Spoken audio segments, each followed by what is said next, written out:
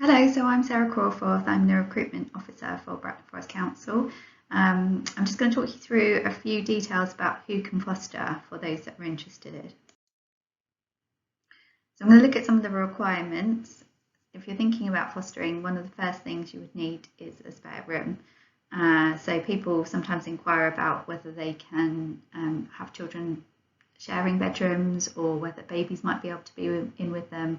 But it would need to be a room that is vacant and is available for fostering.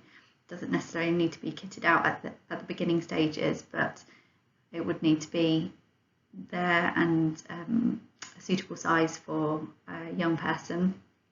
Some people get creative with loft conversions or converting other rooms, and that's fine too, but the fostering regulations do state that you need a spare room. Time is really important and a key thing for fostering. We do allow people to work and foster, so that's not an issue, but we do suggest that you would need some flexibility. Children looked after need a bit more than other children in many ways. They would need your time and support to help them settle in the new environment and come to terms with being in care and away from their birth family. You would also be expected to attend training and meetings around the child.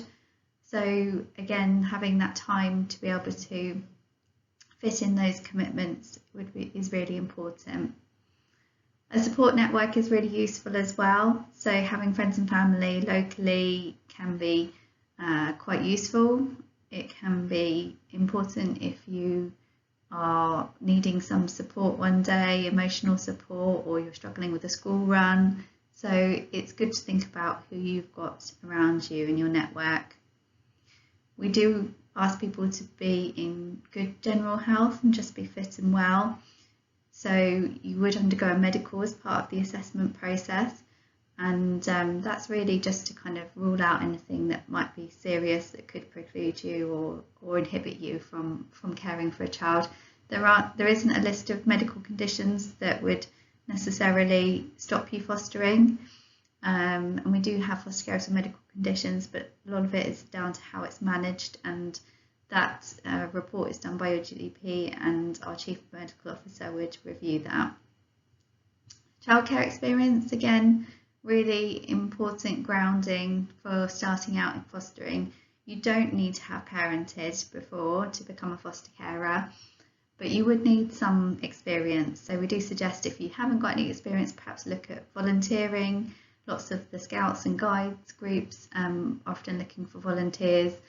But you could have babysat, it could be experience through work, so long as you've got some experience with children.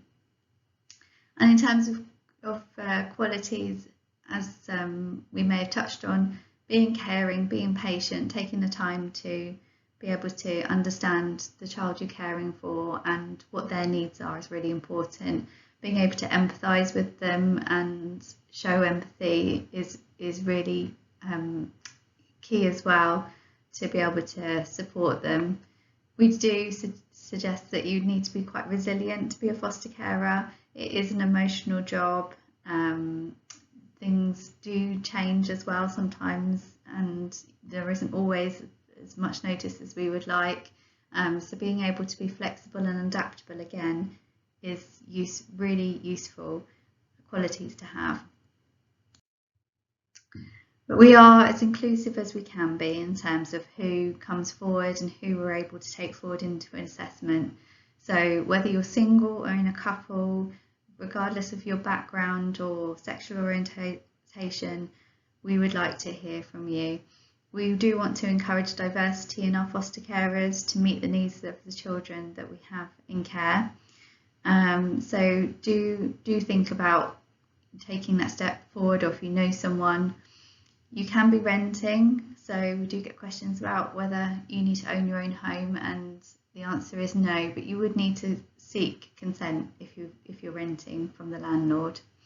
Family friendly pets, also fine. We do have a pet assessment part of the main fostering assessment, just to explore how those are cared for and make sure that they're comfortable around children. But that is absolutely fine as well, and actually lots of our foster carers do have pets. So that's the key information. You may have other things. If you want to discuss them, please do get in touch. If you've got any questions at all about sort of things that might preclude you or whether you're eligible, or if you just want to know a bit more about fostering, the email address is there and the telephone number. You can also go on our website, www.bracknellforest.gov.uk/fostering. We have an eligibility checker on there as well, so you can have a look at that. And the Fostering Network also has some useful information. I'd like to also end by encouraging you to go on our Facebook page and do give us a follow, because we post lots of useful updates on there too. Thank you very much. Bye.